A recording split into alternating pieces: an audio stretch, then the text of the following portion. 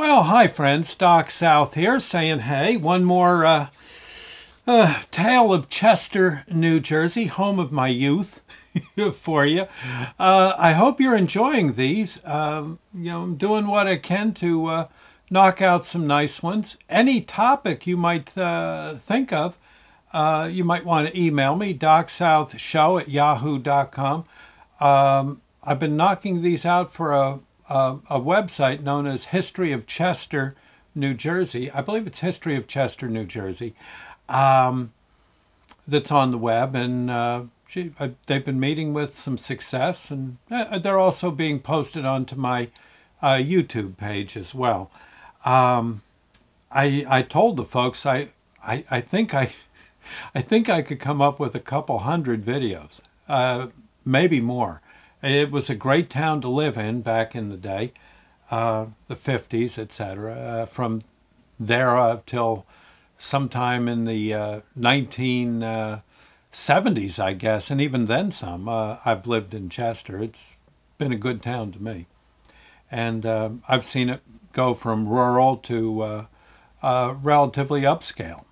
And it's kind of fun to remember the place. It was a good town to grow up in, I felt. Okay, well, let's see. School. Yeah, gosh. Some of the teachers I had at Chester Public School, world-class teachers. As far as I could tell, one reason why I like telling stories would be some of the encouragement I got for writing some of the stories I wrote. It was actually my favorite homework assignment would be to write a story. And I just couldn't wait to get up in front of the class and read them. It's always been show and tell. Boy, count me in. I'd have something to do. Always had a skit or some kind of thing to perform for my friends. It was, I guess it was my thing. Other kids, oh God, I don't want to do show and tell. Oh, not me. I think ham would be the right. Okay.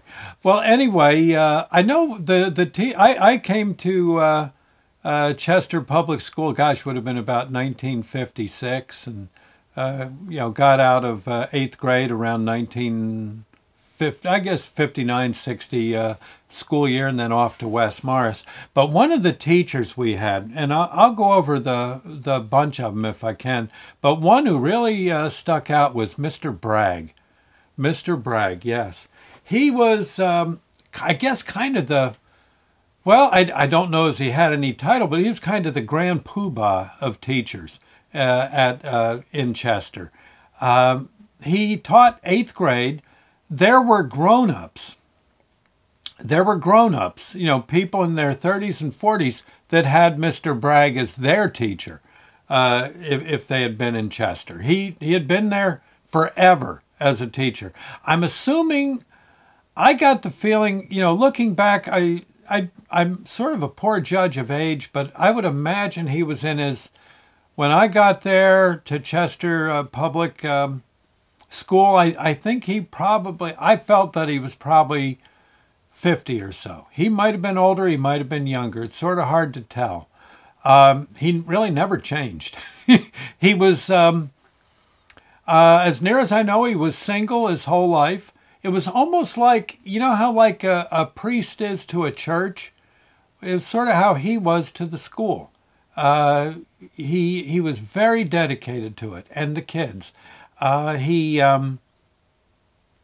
He really towed the line. I mean, in class, if you started acting up, all you'd have to do is look over at the desk, and there he'd be just looking at you. And he didn't have to say a thing. He'd just look at you and you'd stop. It was whatever you were doing, whoever you were punching in the arm, you stopped punching. Yeah. Whatever joke you were telling under your breath to a friend, it stopped. And then he had this book, and he'd just reach into the book, and he'd look at you, and he'd make like a mark. I doubt he was making a mark, but he'd make like a mark and then look at you. And it went right through you. Ugh. You knew. No one ever, I don't think anyone ever got to look at the book to see how many marks were on your name. And there was nothing like if you got 10 marks, you were expelled or anything. It's just he'd make that mark. And that was it. And he was always very interested in making sure we learned, well, just things like public speaking. And you'd make presentations. You would have to come up with, you know, as I recall, reports, and you would read them to the class. And that was a big thing. He loved when you could get him to do it. And we were all pretty good at getting him to do it. He'd love to tell stories of Chester. I know he used to tell of the mines. He evidently must have grown up in Chester. That, or maybe he was a young teacher and you know, wound up going on excursions with the kids or whatever. I don't know. But he would tell of the iron mines in Chester, how there were areas in the mines where the rooms, the mine rooms, the shafts were so big you could actually play baseball. If you had some lanterns, you could set up lanterns. They were big enough to play doggone baseball in. Of course, by our time, the mines were all flooded. There was no hope of getting into them. Not that we didn't want to, but or try, but they were pretty much taboo at that point. And I remember one day we were skating at some pond out on North Road. There was this little pond where evidently the people didn't mind if you skated there. And we're skating around, you know, doing the stuff kids would do, punching each other in the arm and stuff, and trying to do whips and that kind of thing, and falling all over the place. And all of a sudden we look, and there's Mr. Bragg. He showed up. He was going to go skating with us. He must have walked there. He didn't. I don't think he drove. And it would have been a good mile walk from where he lived. By the way, he lived in a trailer behind the public house, if I recall right, overlooking the Borough Field. And you might see him come out to watch a football game. Maybe we were playing baseball or something. He'd help with the baseball. You know, like that. Yeah. And always very interested in American history. Boy, you really got a good earful about civics and such, voting. I think he may have helped with student council. I think he did. I seem to remember that. And it was not just student council, but it was like he was teaching us how to do the politics thing. Right. How to think it over and that kind of stuff. I remember one thing he did for me. I remember there was going to be like a school dance. It was kind of the equivalent to the prom, and frankly, I've never been much of a, especially as a kid, as a well, I hate to say ladies' man because we're talking, you know, 8th grade girls, but I remember thinking I really was way too bashful with them, and I didn't have a date for the dance, and you had to bring a date. You evidently had to get all dressed up. Yeah, your suit and everything. Had to get a corsage. The girls had to wear, you know, like prom dresses, and it was going to be the prom. And I just couldn't. Yeah, I'd ask a girl out. Oh my, you got to be kidding. And way too bashful. And Mr. Bragg heard about that. He says, "What? You don't have a date?" I said, he says, "Wait, God, just ask a girl out." No, what if they say no? He says, "Well, okay, all right, let me think a minute." He says, "There's another girl just like you, just as bashful as you are." He says, let me just see what she thinks." And he actually acted as a go-between, if I recall right. And it was a girl named Anita. I won't use her last name. She has since passed away, but she was actually a pretty nice girl, very smart, and I guess, you know, not necessarily, she was kind of bashful too. Right. Well, anyway, he wound up matchmaking us.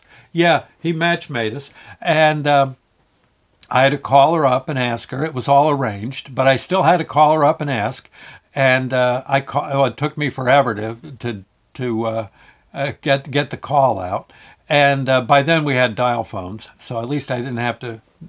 I realized the operator wasn't listening in too, and I called her up. She said, "Yeah, yeah, sure, well, sure, I'll go to the dance with you." And actually, we had a pretty good time. Yeah, I had to get her a corsage and all that stuff. Yeah. Shined my shoes, suit. Yeah. She was in a pretty prom dress, and actually we had a pretty good time. Yeah, danced a bit. That was it as far as the romance went, but it was kind of fun now that I think about it. And it was funny, even though she was somewhat, as a child, kind of plain. I ran into Anita. Oh my gosh. About 20 years later, she had become a teacher at a school, I think, in Bernardsville, and my God, she could have been a movie star. She had developed into the most beautiful woman. Married a friend of mine from high school. Yep, and I don't know if they had kids or not, but she was just pretty and just as nice a person as she was pretty. Mr. Bragg, yeah, set me up with. Yeah, he was just one of those people. I think a school's named after him, Bragg School. Yeah, and I think in the summer, I think you didn't see him in the summer. He was down in Atlantic City, not to gamble. He worked. I think he was a desk clerk at one of the hotels. Yep, yep. And but again, you very, very dedicated to us students, and very, very interested in us learning things like civics, manners. Yeah, manners. Can you believe it? Yeah. And he was just one of those guys. There were other teachers too. I see I've already used up quite a bit of time, but he was, I think, perhaps one of the best teachers that I knew, especially for grade school. He could have taught college, as far as I was concerned. He was very good at it, but with the kids, it seemed to be his passion. Anyway, okay, I'll see you later. He has long since passed away, but again, probably anyone who was in Chester for any length of time, one way or another, had Mr. Bragg as a teacher. I don't know if he was in the one-room schoolhouses or anything, but he could have been. He could have taught anything to anyone. Right. Anyway, enough said. Mr. Bragg, bless his soul. See you later. Bye now.